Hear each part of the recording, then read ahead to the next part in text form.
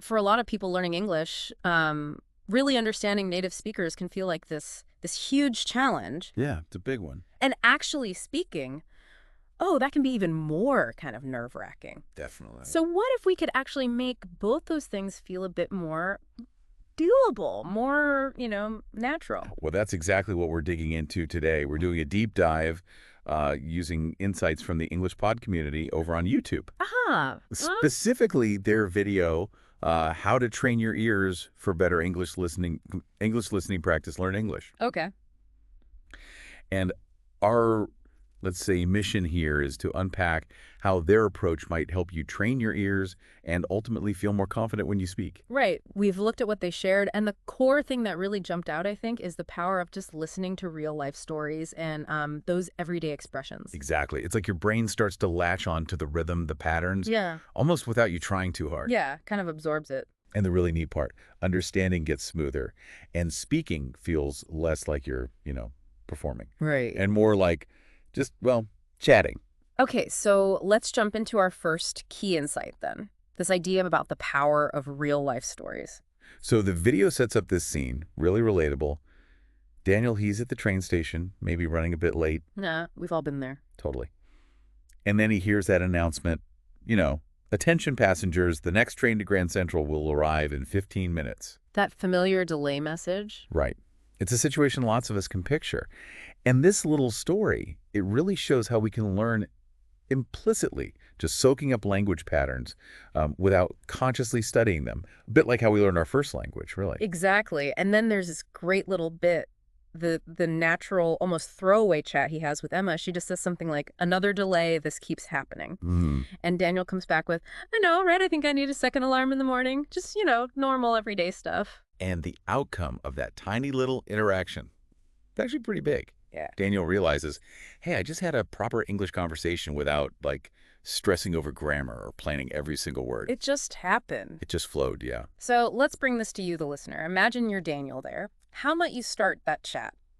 Well, the video suggests a couple of things. Maybe just comment on the train delay. Yeah. Ugh, late again. Or, like Daniel did, talk about the morning rush.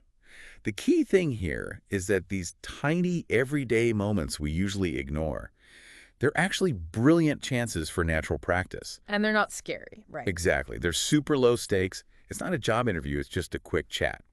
Which actually brings us really nicely to our second key takeaway, the benefit of practicing in these low-pressure situations. Okay, so this takes us to Sophia. She's in a bookstore. And her goal is pretty simple. Find an easy English novel to read, something I think a lot of learners would want to do. Oh, absolutely. And her chat with James, the staff member, is a perfect example. He just offers help. Can I help you find something? Nice and simple. And Sophia is just wonderfully direct. She says, yes, I want to practice English. Do you have any books that are easy to understand? I love that directness. No beating around the bush. Right. And James's reply is great.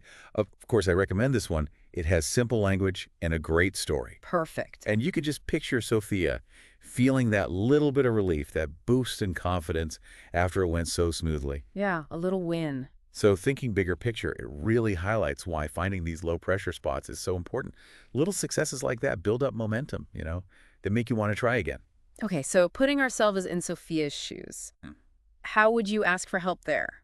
Well, the video suggests a really good starting point. Excuse me, do you have any easy books? Clear gets the job done. Exactly. And the more you hear phrases like that used naturally, and maybe try saying them yourself, the easier they become. They start to feel normal. Which sort of flows into our third point, doesn't it? About noticing and actually using these common everyday phrases. Yeah, absolutely. Moving beyond just those specific stories. Like, let's imagine another scene for you. Say you're in a park, relaxing, and you see someone reading a book that looks interesting. You want a recommendation. The video suggests maybe trying, can you tell me which books are easy to read? And what's good about that approach is, well, it's simple, it's polite. Right. But crucially, it gives you practice both asking the question and understanding whatever answer you get. It's like a 2-for-1 learning deal. Okay, good point. What about this one? You're in a busy cafe, maybe feeling a bit overwhelmed by the menu or how to order. Yeah, that can be intimidating. The video suggests asking the barista, excuse me, what do you recommend today? I've definitely felt unsure ordering in another language, so I'm curious what they say about this. Well, what's useful here is the kind of reply you might expect. The example they give is, I recommend our special latte. It has a smooth flavor and a little bit of cinnamon on top. Ah, okay. Clear description. Exactly. Simple, clear language about something familiar. And by really listening to that, maybe even saying it back in your head later, Right, repeating it. you build confidence and get comfortable with that everyday vocabulary for ordering stuff. It's like learning little chunks of language you can just plug in. That makes sense. Okay, now let's shift gears a bit to a more personal angle with takeaway number 4. Learning from your own experiences. The narrator in the video shares a story. They do, yeah. It's really relatable. They talk about moving to a new city and just feeling, well, overwhelmed by how fast everyone talked. Oh, I can imagine. That's a common feeling. Very common. Mm-hmm. And their strategy to deal with it was smart. Start small, focus on those low-pressure chats we mentioned. They give an example of just overhearing a quick exchange at a market. What was it? Super simple. Oh. Excuse me, can you tell me where your fresh vegetables are? And they'll reply, they are in aisle 2, right next to the fruits. Okay, straightforward stuff? But the powerful part is what the narrator did with that. Yeah. They consciously, replayed that little conversation in their head a few times during the day. Ah, the mental repetition. Exactly. And that repetition helps cement those useful words, those sentence patterns. It led to this realization that, hang on, these real-life interactions actually make English feel much more approachable, not so academic. Yeah, less like a textbook, more like life. Precisely. So let's bring it back to you again. Imagine you're at some event, maybe a community fair, and you need to find the event hall. Okay. You might ask someone, excuse me, could you help me find the event hall? Now, as you listen to their directions, really tune in, not just the words. But how they say it. Yeah. Their tone, which words they stress, the sentence structure. And then afterwards, take just a second to think. Okay, what new phrase did I hear? Or how could I use that sentence structure myself later? That's the active listening part. That's active listening, turning every little chat into a mini lesson, basically. Got it. Okay, so takeaway 5 moves us more towards practice, right? Role-playing for confidence. Exactly. Let's picture you in a supermarket again. Can't find the spices. How do you ask? The video suggests a simple one. Excuse me, can you show me where the spices are? Nice and polite. And the likely reply might be something like, they are in aisle 3 near the back of the store. Okay, now as you hear that, try to actually picture the store. Visualize it. Yeah, see yourself walking to aisle 3 towards the back. And repeat those directions in your head. It helps lock in the vocabulary and the sentence pattern. I guess if you do that often enough. It becomes second nature. Asking those simple questions feels normal, and understanding the answers gets way easier. Okay. The video also mentions listening to short conversations, like from podcasts or TV shows. Yes, that's a great tip. They give an example. Alex asks, hi, do you know where I can find a bookstore nearby? Uh-huh. And Jamie answers, yes, there is one 2 blocks away. Just turn right at the next corner and it will be on your left. Classic directions. Right. Now, the advice is, pause it there. Really think about the words Alex used. How did Jamie give the directions so clearly? Break it down. Yeah. And then try saying both parts out loud yourself, maybe slowly at first. It's brilliant for training your brain to spot those common patterns and phrases. Okay, that sounds practical. And taking it even further, they suggest practicing these scenarios with a language buddy. Ah, role-playing together. Exactly. Like you practice asking for a train platform. Excuse me, could you tell me which platform the train to the city center departs from? And your partner replies, it leaves from platform 5.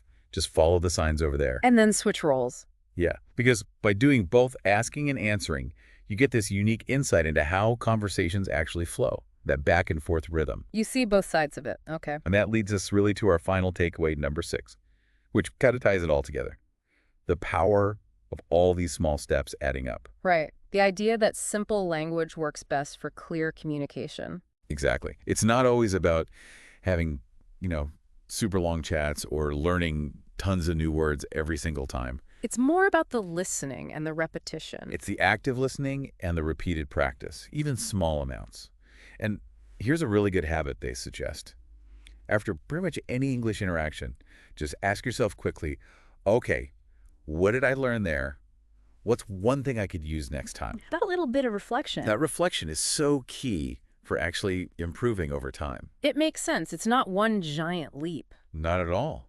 It's like climbing a ladder. the video suggests. Ah, I like that analogy. Yeah, each conversation, each phrase you practice, it's like another rung on the ladder. Taking you higher. Lifting you higher, giving you a better view, making you feel more secure up there. It leads to more confident communication.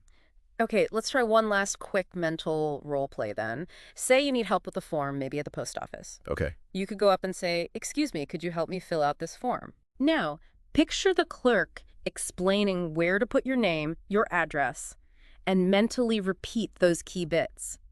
Fill out this form. Could you help me? Thank you very much.